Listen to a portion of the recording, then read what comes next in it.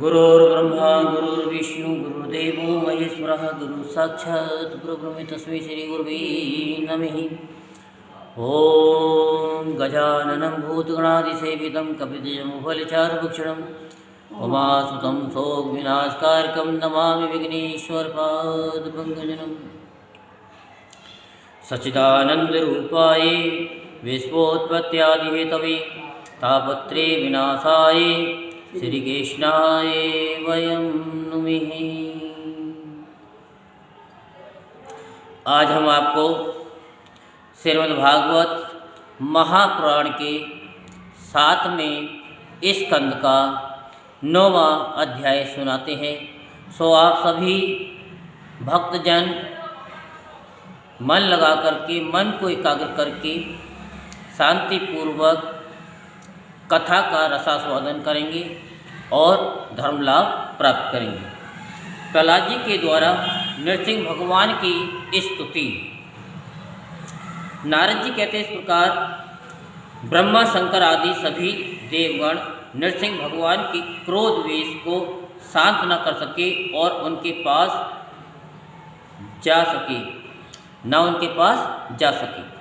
किसी को उसका और छोर नहीं दिखता था। देवताओं ने उन्हें शांत करने के लिए स्वयं लक्ष्मी जी को भेजा। उन्होंने जाकर जब नरसिंह भगवान का वह महान अद्भुत रूप देखा, तब भयवश वह भी उनके पास तक न जा सकी। उन्होंने ऐसा अनूठा रूप न कभी देखा और न ही सुना ही था। तब ब्रह्मा जी ने अपने पास ही खड़े प्रहलाद को ये कहकर भेज दिया कि बेटा, तुम्हारे पिता पर ही तो भगवान कुपित हुए थे, अब तुम ही उनके पास जाकर उन्हें शांत करो।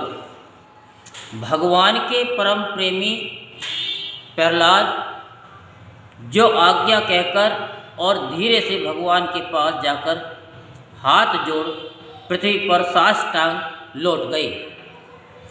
नरसिंह भगवान ने देखा कि नन्हा सा बालक मेरे चरणों के पास पड़ा हुआ है। उनका हृदय दया से भर गया। उन्होंने प्रहलाद को उठाकर उनके सिर पर अपना वह कर कमल रख दिया, जो काल सर्प से भयभीत पुरुषों को अभयदान करने वाला है। भगवान के कर कमलों का स्पर्श होते ही उनके बचे खुचे अशुभ संस्कार भी झड़ गए। तत्काल उन्हें परमात्मा तत्व का साक्षात्कार हो गया। उन्होंने बड़े प्रेम और आनंद में मग्न होकर भगवान के चरण कमलों को अपने हृदय में धारण किया। उस समय उनका सारा शरीर पुलकित हो गया। हृदय में प्रेम की धारा प्रवाहित होने लगी और नेत्रों से आनंद आंसू झरने लगे। प्रहलाद जी भावपूर्ण हृदय और निर्निमेष नैनों से भगवान को देख रहे थे। भाव समाधि से स्वयं एकाग्र हुए मन के द्वारा उन्होंने भगवान के गुणों का चिंतन करते हुए प्रेम गदगद वाणी से स्तुति की। प्रहलाद जी ने कहा, ब्रह्मा आदि देवता, ऋषि मुनि और सिद्ध पुरुषों की बुद्धि निरंतर सत्य गुण में ही स्थित रहती है, फिर भी वे अपनी धारा प्रवाह स्तुति और अपने विविध गुणों से आपको अब तक भी संतुष्ट न कर सके। फिर मैं तो घोर असुर जाति में उत्पन्न हुआ हूँ, क्या आप मुझसे संतुष्ट हो सकते हैं? मैं समझता हूँ कि धन, कुलीनता, रूप, तप, विद्या, ओज, तेज, प्रभाव, बल, पुरुष, बुद्धि और योग, ये सभी गुण परम पुरुष भगवान को संतुष्ट करने में समर्थ नहीं है। परंतु भक्ति से तो भगवान गजेंद्र पर भी संतुष्ट हो गए थे। मेरी समझ से इन 12 गुणों से युक्त ब्राह्मण भी यदि भगवान कमल नाभ के चरण कमलों से विमुख हो तो उससे वह चांडाल श्रेष्ठ है, जिसने अपने मन वचन कर्म धन और प्राण भगवान के चरणों में समर्पित कर रखे हैं। क्योंकि वह चांडाल तो अपने कुल तक को पवित्र कर देता है और बड़प्पन का अभिमान रखने वाला वह ब्राह्मण अपने को भी पवित्र नहीं कर सकता। सर्वशक्तिमान प्रभु अपने स्वरूप का साक्षात्कार से ही परिपूर्ण है। उन्हें अपने लिए क्षुद्र पुरुषों से पूजा ग्रहण करने की आवश्यकता नहीं है। वे करुणावश ही भोले भक्तों के हित के लिए उनके द्वारा की हुई पूजा स्वीकार कर लेते हैं, जैसे अपने मुख का सौंदर्य दर्पण में देखने वाले प्रतिबिंब को भी सुंदर बना देता है, वैसे ही भक्त भगवान के प्रति जो जो सम्मान प्रकट करता है वह उसे ही प्राप्त होता है। इसलिए सर्वदा अयोग्य और अनादकारी होने पर भी मैं बिना किसी शंका के अपनी बुद्धि के अनुसार सब प्रकार से भगवान की महिमा का वर्णन कर रहा हूँ। इस महिमा के गान का ही ऐसा प्रभाव है कि अविद्यावश संसार चक्र में पड़ा हुआ जीव तत्काल पवित्र हो जाता है। भगवान आप सत्वगुण के आश्रय हैं। ये ब्रह्मा आदि सभी देवता आपके आज्ञाकारी भक्त हैं। ये हम दैत्यों की तरह आपसे द्वेष नहीं करते। प्रभु आप बड़े बड़े सुंदर सुंदर अवतार ग्रहण करके इन यानी इस जगत के कल्याण एवं अभयोदय के लिए तथा उसे आत्मानंद की प्राप्ति कराने के लिए अनेकों प्रकार की लीलाएं करते हैं। जिस असुर को मारने के लिए आपने क्रोध किया था वह मारा जा चुका है। अब आप अपना क्रोध शांत कीजिए। जैसे बिच्छू और सांप की मृत्यु से सज्जन भी सुखी ही होते हैं, वैसे ही इस दैत्य के संहार से सभी लोगों को बड़ा सुख मिला है। अब सब आपके शांत स्वरूप के दर्शन की बाट देख रहे हैं। नृसिंहदेव भय से मुक्त होने के लिए भक्तजन आपके इस स्वरूप का स्मरण करेंगे। परमात्मा ने आपका मुख बड़ा भयावना है। आपकी जीभ लपलपा रही है। आंखें सूर्य के समान हैं, बोहें चढ़ी हुई हैं, बड़ी पैनी दाढ़ें हैं, आंतों की माला, खून से लथपथ गर्दन के बाल, बच्चे की तरह सीधे खड़े कान और दिग्गजों को भी भयभीत कर देने वाला सिंहनाद एवं शत्रुओं को फाड़ डालने वाले आपके इन नखों को देखकर मैं तनिक भी भयभीत नहीं हुआ हूँ। दीनबंधो, मैं भयभीत हूँ तो केवल इस असहाय और उग्र संसार चक्र में पिसने से मैं अपने कर्म पासों से बंधकर इन भयंकर जंतुओं के बीच में डाल दिया गया हूँ। मैं यानी मेरे स्वामी आप प्रसन्न होकर मुझे कब अपने उन चरण कमलों में बुलाएंगे जो समस्त जीवों की एकमात्र शरण और मोक्ष स्वरूप है। अनंत में जिन जिन योनियों में गया उन सभी योनियों में प्रिय के वियोग और अप्रिय के संयोग से होने वाले शोक की आग में झुलसता रहा। उन दुखों को मिटाने की जो दवा है वह भी दुख रूप ही है। मैंने जाने कब से अपने से अतिरिक्त वस्तुओं को आत्मा समझकर इधर उधर भटक रहा हूँ। अब आप ऐसा साधन बतलाइए जिससे कि आपकी सेवा भक्ति प्राप्त कर सकूं। प्रभु आप हमारे प्रिय हैं, अहेतुक हितैषी सुहृदय हैं। आप ही वास्तव में सबके परमाराध्य हैं। मैं ब्रह्मा जी के द्वारा गाई हुई आपकी लीला कथाओं का गान करता हुआ बड़ी सुगमता से राग आदि प्राकृतिक गुणों से मुक्त होकर इस संसार की कठिनाइयों को पार कर जाऊंगा, क्योंकि आपके चरण युगलों में रहने वाली भक्त परमहंस महात्माओं का संग तो मुझे मिलता ही रहेगा।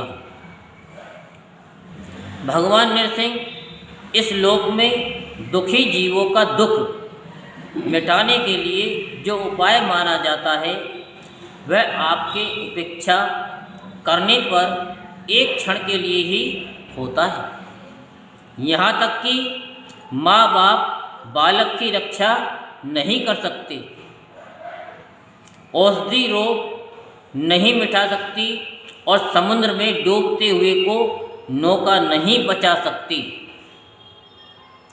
सत्वादि गुणों के कारण भिन्न भिन्न स्वभाव के जितने भी ब्रह्मादि श्रेष्ठ और कालादि कनिष्ठ करता हैं, उनको प्रेरित करने वाले आप ही हैं। वे आपकी प्रेरणा से जिस आधार में स्थिर होकर, जिस निमित्त से, जिन मिट्टी आदि उपकरणों से, जिस समय, जिन साधनों के द्वारा, जिस अदृष्ट आदि की सहायता से, जिस प्रयोजन के उद्देश्य से, जिस विधि से जो कुछ उत्पन्न करते हैं या रूपांतरित करते हैं, वे सब और वह सब आपका ही स्वरूप है। पुरुष की अनुमति से काल के द्वारा गुणों में क्षोभ होने पर माया मन प्रधान लिंग शरीर का निर्माण करती है। यह लिंग शरीर बलवान कर्म में एवं अनेक नाम रूपों में आसक्त छंदों में है।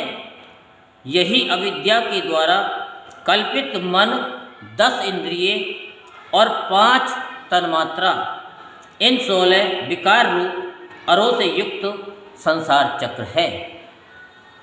जन्म रहित प्रभु, आपसे भिन्न रहकर ऐसा कौन पुरुष है जो इस मन रूप संसार चक्र को पार कर जाए। सर्वशक्तिमान प्रभु, माया इस 16 अरों वाले संसार चक्र में डालकर एक के समान मुझे पेर रही है। आप अपनी चैतन्य शक्ति से बुद्धि के समस्त गुणों को सर्वदा पराजित रखते हैं और काल रूप से संपूर्ण साध्य और साधनों को अपने अधीन रखते हैं। मैं आपकी शरण में आया हूँ, आप मुझे इससे बचाकर अपनी सानिधि में खींच लीजिए। भगवान, जिनके लिए संसारी लोग बड़े ललायत रहते हैं, स्वर्ग में मिलने वाली समस्त लोकपालों की वह आयु, लक्ष्मी और ऐश्वर्य मैंने खूब देख लिए। जिस समय मेरे पिता तनिक क्रोध करके हंसते थे और उससे उनकी भौहें थोड़ी टेढ़ी हो जाती थी, तब उन स्वर्ग की संपत्तियों के लिए कहीं ठिकाना नहीं रह जाता था। वे लुटती फिरती थी, किंतु आपने मेरे उन पिता को भी मार डाला है। इसलिए मैं ब्रह्मलोक तक की आयु, लक्ष्मी, ऐश्वर्य और इंद्रिय भोग जिन्हें संसार के प्राणी चाहा करते हैं, नहीं चाहता, क्योंकि मैं जानता हूँ कि अत्यंत शक्तिशाली काल रूप यानी काल का रूप धारण करके आपने उन्हें ग्रस्त रखा है। इसलिए मुझे आप अपने दासों की सन्निधि में ले चलिए। विषय भोग की बातें सुनने में ही अच्छी लगती हैं, वास्तव में वे मृग तृष्णा के जल के समान नितांत असत्य हैं। और ये शरीर भी जिससे वे भोगे जाते हैं, अगणित रोगों का उद्गम स्थान है। कहाँ वे मिथ्या विषय भोग और कहाँ यह रोग युक्त शरीर, इन दोनों की क्षण भंगुरता और असारता जानकर भी मनुष्य इनसे विरक्त नहीं होता। वह कठिनाई से प्राप्त होने वाली भोग के नन्हे नन्हे मधु बिंदुओं से अपनी कामना की आग बुझाने की चेष्टा करता है। प्रभु, कहाँ तो इस तमोगुणी असुर वंश में रजोगुण से उत्पन्न हुआ मैं, और कहाँ आपको अनंत कृपा धन्य है। आपने अपना परम प्रसाद स्वरूप और सकल संतापहारी वह कर कमल मेरे सिर पर रखा है, जिसे आपने ब्रह्मा शंकर और लक्ष्मी जी के सिर पर भी कभी नहीं रखा। दूसरे संसारी जीवों के समान आप में छोटे बड़े का भेद भाव नहीं है, क्योंकि आप सबके आत्मा और अकारण प्रेमी हैं। फिर मैं भी कल्प वृक्ष के समान आपका कृपा प्रसाद भी सेवन भजन से ही प्राप्त होता है। सेवा के अनुसार ही जीवों पर आपकी कृपा का उदय होता है। उसमें जातिगत उच्चता या नीचता कारण नहीं है। भगवान, ये संसार एक ऐसा अंधेरा कुआं है जिसमें कालरूप सर्प डसने के लिए सदा तैयार रहता है। विषय भोगों की इच्छा वाले पुरुष उसी में गिरे हुए हैं। मैं भी संगवश उसके पीछे उसी में गिरने जा रहा था, परंतु भगवान देव ऋषि नारद ने मुझे अपना कर बचा लिया। तब भला मैं आपके भक्तजनों की सेवा कैसे छोड़ सकता हूँ। अनंत जिस समय मेरे पिता ने अन्याय करने के लिए कमर कस हाथ में खड्ग ले लिया और वह कहने लगा कि यदि मेरे सिवा कोई और ईश्वर है तो तुझे बचा ले, मैं तेरा सिर काटता हूँ। उस समय आपने मेरे प्राणों की रक्षा की और मेरे पिता का वध किया। मैं तो समझता हूँ कि आपने अपने प्रेमी भक्त सनकादि ऋषियों का वचन सत्य करने के लिए ही वैसा किया था। भगवान, ये संपूर्ण जगत एकमात्र आप ही हैं, क्योंकि इसके आदि में आप ही कारण रूप से थे, अंत में आप ही अवधि के रूप में रहेंगे और बीच में इसकी प्रतीति के रूप में भी केवल आप ही हैं। आप अपनी माया से गुणों के परिणाम स्वरूप इस जगत की सृष्टि करके इसमें पहले से विद्यमान रहने पर भी प्रवेश की लीला करते हैं और उन गुणों से युक्त होकर अनेक मालूम पड़ रहे हैं।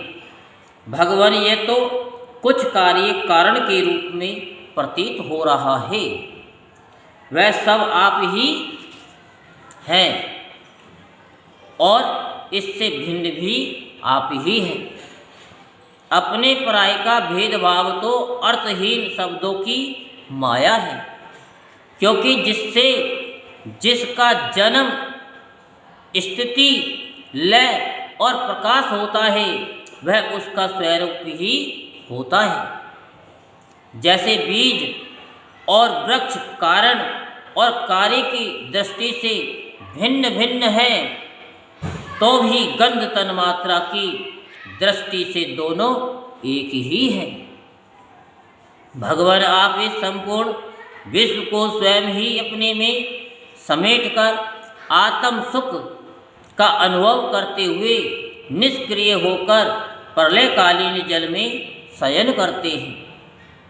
उस समय अपने स्वयं सिद्ध योग के द्वारा बाह्य दृष्टि को बंद कर आप अपने स्वरूप के प्रकाश में निद्रा को विलीन कर लेते हैं और तुरीय ब्रह्मपद में स्थित रहते हैं।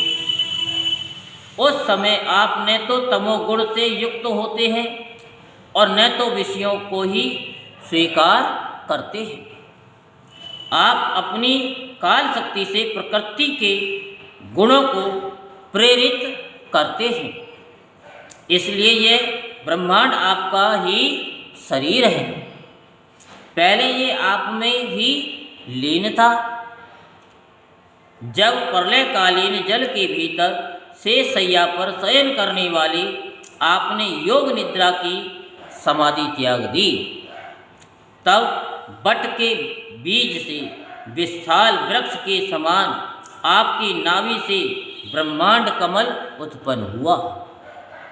उस पर सूक्ष्मदर्शी ब्रह्मा जी प्रकट हुए।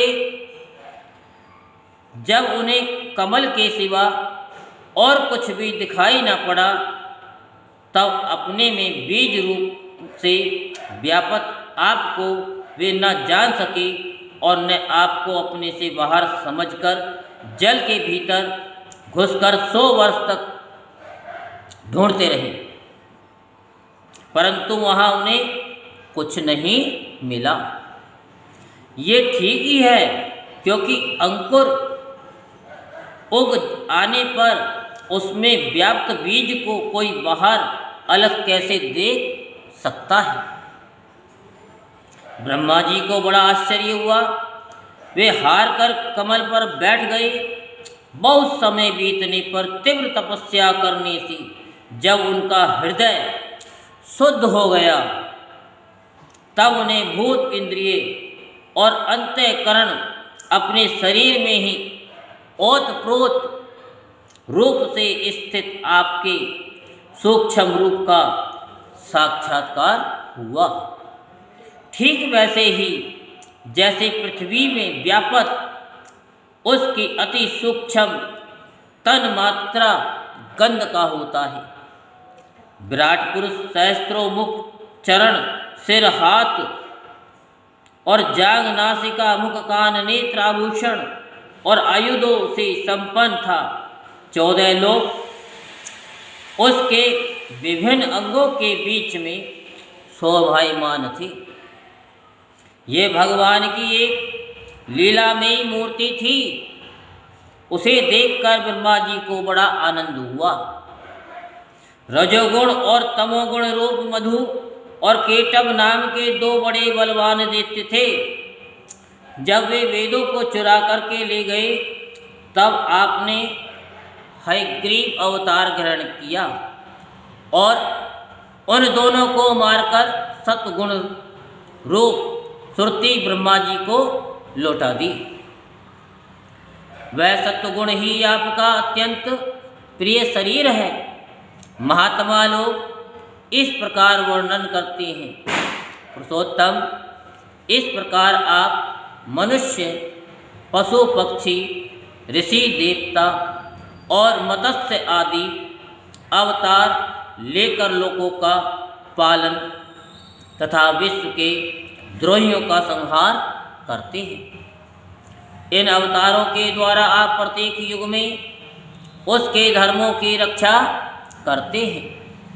कलयुग में आप छिपकर गुप्त रूप से ही रहते हैं, इसलिए आपका एक नाम त्रियुग भी है। वैकुंठनाथ, मेरे मन की बड़ी दुर्दशा है। वह पाप वासनाओं से कलुषित है, स्वयं भी अत्यंत दुष्ट है। वह प्राय ही कामनाओं के कारण आतुर रहता है। और हर्ष शोक भय एवं लोक परलोक धन पत्नी पुत्र आदि की चिंताओं से व्याकुल रहता है। इसे आपकी लीला कथाओं में तो रस ही नहीं मिलता, इसके मारे मैं दीन हो रहा हूँ। ऐसे मन से मैं आपके स्वरूप का चिंतन कैसे करूँ? ये कभी न अघाने वाली जीभ मुझे स्वादिष्ट रसों की ओर खींचती रहती है। जननेन्द्रिया सुंदरी स्त्री की ओर, त्वचा सुकोमल स्पर्श की ओर, पेट भोजन की ओर, कान मधुर संगीत की ओर, नासिका भीनी भीनी सुगंध की ओर, ये चपल नेत्र सौंदर्य की ओर मुझे खींचते रहते हैं। इनके सिवा कर्मेंद्रियां भी अपने अपने विषयों की ओर ले जाने की ओर जोर लगाती रहती हैं। मेरी तो वह दशा हो रही है जैसे किसी पुरुष की बहुत सी पत्नियां उसे अपने अपने शयन गृह में ले जाने के लिए चारों ओर से घसीट रही हो। इस प्रकार ये जीव अपने कर्मों के बंधन में पड़कर इस संसार रूप वैतरणी नदी में गिरा हुआ है। जन्म से मृत्यु, मृत्यु से जन्म और दोनों के द्वारा कर्म भोग करते करते यह भयभीत हो गया है। ये अपना है, ये पराया है। इस प्रकार के भेदभाव से युक्त होकर किसी से मित्रता करता है तो किसी से शत्रुता। आप इस मूढ़ जीव जाति की ये दुर्दशा देखकर करुणा से द्रवित हो जाइए। इस भव नदी से सर्वदा पार रहने वाले भगवान, इन प्राणियों को भी अब पार लगा दीजिए। जगत गुरु, आप इस सृष्टि की उत्पत्ति स्थिति तथा पालन करने वाले हैं। ऐसी अवस्था में इन जीवों को इस भव नदी के पार उतार देने में आपको क्या प्रयास है? दीन जनों के परम हितैषी प्रभु, भूले भटके मूढ़ ही महान पुरुषों के विशेष अनुग्रह पात्र होते हैं। हमें उसकी कोई आवश्यकता नहीं है, क्योंकि हम आपके प्रियजनों की सेवा में लगे रहते हैं। इसलिए पार जाने की हमें कभी चिंता ही नहीं होती। परमात्मा ने इस भव वैतरणी से पार उतारना और दूसरे लोगों के लिए अवश्य ही कठिन है, परंतु मुझे तो इससे तनिक भी भय नहीं है, क्योंकि मेरा चित्त इस वैतरणी में नहीं, आपकी उन लीलाओं के गान में मग्न रहता है, जो स्वर्गीय अमृत को भी तिरस्कार कराने वाली परमामृत स्वरूप है। मैं उन मूढ़ प्राणियों के लिए शोक कर रहा हूँ, जो आपके गुणगान से विमुख रहकर इंद्रियों के विषयों का माया में झूठा सुख प्राप्त करने के लिए अपने सिर पर सारे संसार को, यानी पूरे संसार का भार ढोते रहते हैं। मेरे स्वामी बड़े बड़े ऋषि मुनि तो प्राय अपनी मुक्ति के लिए निर्जन वन में जाकर मौन व्रत धारण कर लेते हैं। वे दूसरों की भलाई के लिए कोई विशेष प्रयत्न नहीं करते, परंतु मेरी दशा तो दूसरी ही हो रही है। मैं इन भूले हुए असहाय गरीबों को छोड़कर अकेला मुक्त होना नहीं चाहता, और इन भटकते हुए प्राणियों के लिए आपके सिवा और कोई सहारा भी नहीं दिखाई पड़ता। घर में फंसे हुए लोगों को तो मैथुन आदि का सुख मिलता है, वह अत्यंत तुच्छ एवं दुख रूपी ही है। जैसे कोई दोनों हाथों से खुजला रहा हो तो उसे खुजली में पहले उसे कुछ थोड़ा सा सुख मालूम पड़ता है, परंतु पीछे से दुख ही दुख होता है। नहीं तो खुजा करके देख लो। किंतु ये भूले हुए अज्ञानी मनुष्य बहुत दुख भोगने पर भी इन विषयों से अगाते नहीं। इसके विपरीत धीर पुरुष जैसे खुजलाहट को सह लेते हैं, वैसे ही कामादि वेगों को भी सह लेते हैं। सहने से ही उनका नाश होता है। पुरुषोत्तम मोक्ष के 10 साधन प्रसिद्ध हैं। मौन, ब्रह्मचर्य, शास्त्र श्रवण, तपस्या, स्वाध्याय, स्वधर्म पालन, युक्तियों से शास्त्रों की व्याख्या, एकांत सेवन, जप और समाधि। परंतु जिनकी इंद्रियां बस में नहीं है, उनके लिए ये सब जीविका के साधन व्यापार मात्र रह जाते हैं। और दम्भियों के लिए जो जब तक उनकी पोल खुलती नहीं तभी तक ये जीवन निर्वाह के साधन रहते हैं, और भंडाफोड़ हो जाने पर वह भी नहीं। वेदों ने बीज और अंकुर के समान आपके 2 रूप बताते हैं या बताए हैं। कार्य और कारण वास्तव में आप प्राकृतिक रूप से रहित हैं, परंतु इन कार्य और कारण रूपों को छोड़कर आपके ज्ञान का कोई और साधन भी नहीं है। काष्ठ मंथन के द्वारा जिस प्रकार अग्नि प्रकट की जाती है, उसी प्रकार योगी जन भक्ति योग की साधना से आपको कार्य और कारण दोनों में ही ढूंढ निकालते हैं, क्योंकि वास्तव में ये दोनों आपसे पृथक नहीं हैं, आपके स्वरूप ही हैं। अनंत प्रभु वायु, अग्नि, पृथ्वी, आकाश, जल, पंच तन मात्राएं, प्राण, इंद्रिय, मन, चित्त, अहंकार, संपूर्ण जगत एवं सगुण और निर्गुण सब कुछ केवल आप ही हैं। और तो क्या मन और वाणी के द्वारा जो कुछ निरूपण किया गया है वह सब आपसे पृथक नहीं है।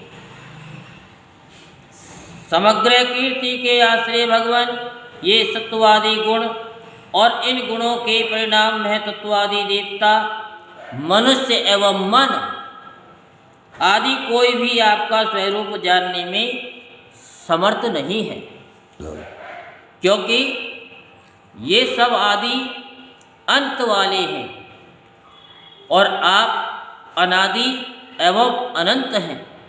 ऐसा विचार करके ज्ञानी जन शब्दों की माया से उपरत हो जाते हैं। परम पूज्य आपकी सेवा के 6 अंग हैं। कौन कौन से? नमस्कार, स्तुति, समस्त कर्मों का समर्पण, सेवा पूजा, चरण कमलों का चिंतन और लीला कथा का श्रवण। इस खड़ग सेवा के बिना आपके चरण कमलों की भक्ति कैसे प्राप्त हो सकती है, और भक्ति के बिना आपकी प्राप्ति कैसे होगी? प्रभु, आप तो अपने परम प्रिय भक्तजनों के परमहंसों के ही सर्वस्व हैं। नारद जी कहते इस प्रकार, भक्त प्रहलाद ने बड़े प्रेम से प्रकृति और प्राकृतिक गुणों से रहित भगवान के स्वरूप भूत गुणों का वर्णन किया है। इसके बाद वे भगवान के चरणों में सिर झुकाकर चुप हो गए। नृसिंह भगवान का क्रोध शांत हो गया और वे बड़े प्रेम तथा प्रसन्नता से बोले। नृसिंह भगवान ने कहा, परम कल्याण स्वरूप प्रहलाद तुम्हारा कल्याण हो। दैत्य श्रेष्ठ मैं तुम पर अत्यंत प्रसन्न हूँ। तुम्हारी जो अभिलाषा हो मुझसे मांग लो। मैं आप जीवों की इच्छाओं को पूर्ण करने वाला हूँ। आयुष्मान जो मुझे प्रसन्न नहीं कर लेता उसे मेरा दर्शन मिलता बहुत ही कठिन है, परंतु जब मेरे दर्शन हो जाते हैं तब फिर प्राणी के हृदय में किसी प्रकार की जलन नहीं रह जाती। मैं समस्त मनोरथों को पूर्ण करने वाला हूँ, इसीलिए सभी कल्याण कामी परम भगवान साधुजन जितेंद्रिय होकर अपनी समस्त वृत्तियों से मुझे प्रसन्न करने का ही यत्न करते हैं। असुर कुल भूषण प्रहलाद जी भगवान के अनन्य प्रेमी थे, इसलिए बड़े बड़े लोगों को प्रलोभन में डालने वाले वरों के द्वारा प्रलोभित किए जाने पर भी उन्होंने उनकी इच्छा नहीं की। यहीं पर श्रीमद् भागवत महापुराण की सप्तम स्कंद का 9वां अध्याय संपूर्ण होता है। बोल वृंदावन बिहारी लाल की, बोल बाके बिहारी लाल की जय।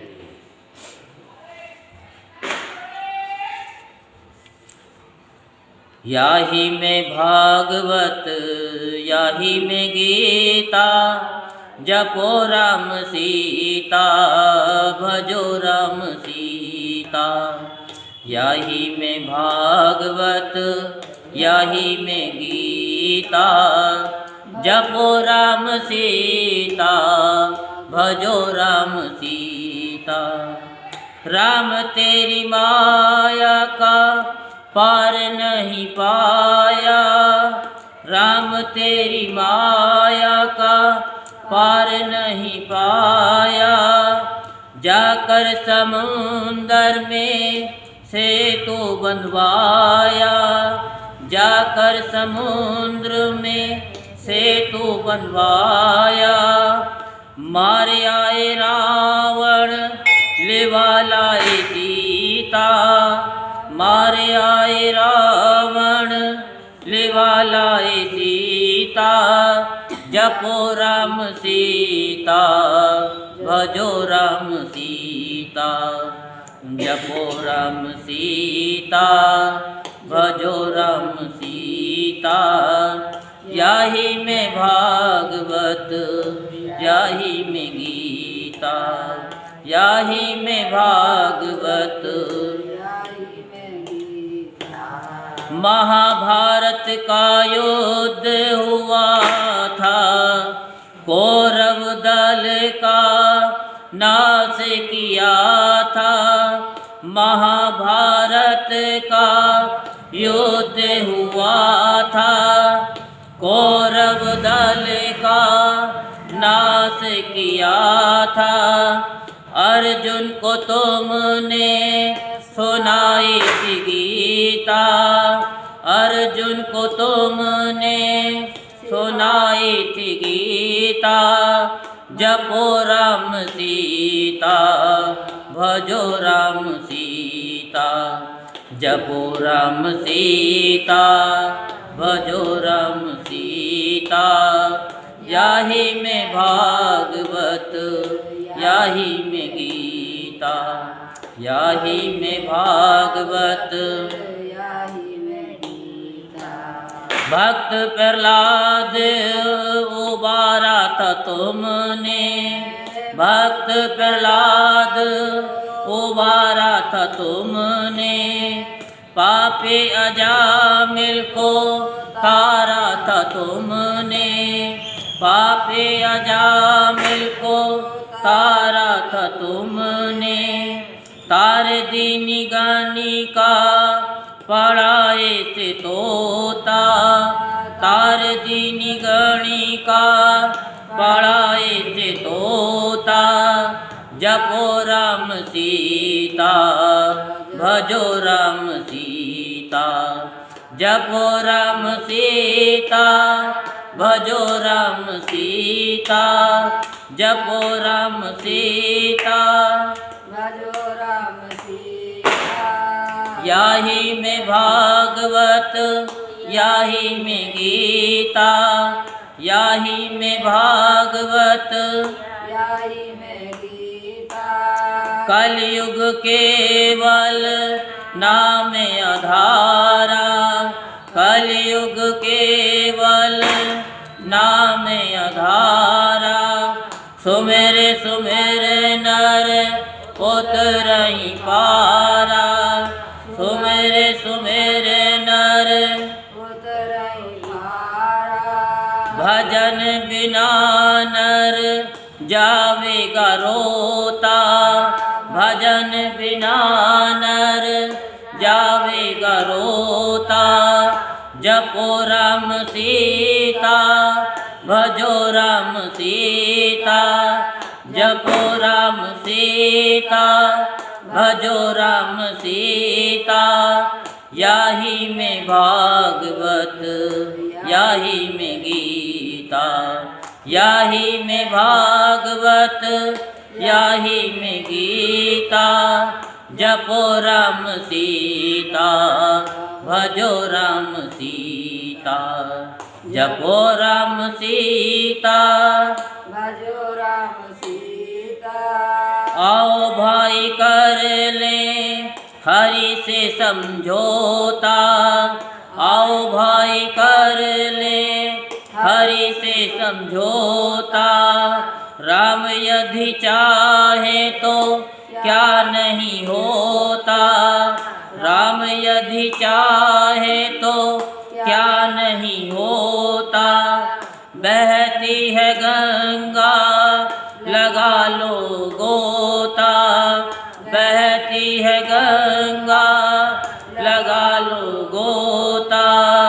जपो राम सीता, भजो राम सीता, जपो राम सीता, भजो राम सीता।